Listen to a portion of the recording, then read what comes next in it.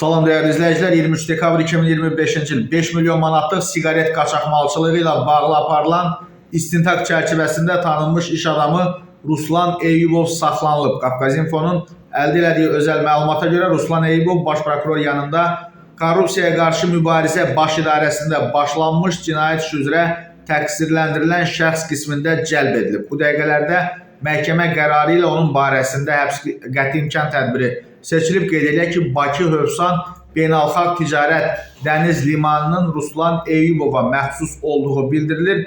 Limanın rəisi Rəşad Daşdəmirov və digərləri eyni cinayət işi ilə bağlı bir neçə gün əvvəl həbs edilib. Həmin işin təfərrüatı barədə də məlumat verilmişdir. Ruslan Eyyubovun qohumluq əlaqələrinə gəlincə, o Dövlət Gömrük Komitəsinin Dəniz Nəqliyyatı və Enerji Resursları Baş Gömrük İdarəsinin bir neçə gün əvvəl vəzifəsindən azad edilən rəisi general-mayor Həsən Eyyubovun qardaşıdır. Onlar Prezidentin Mühafizə Xidmətinin keçmiş rəisi general-polkovnik Bəylər Eyyubovun qardaşı oğlanlardır. İndi saxlanılan Eyyubov həm də kimya sənayesi biznesi ilə məşğuldur. Bu sahədə tanınan MB Group şirkətinin rəhbəridir.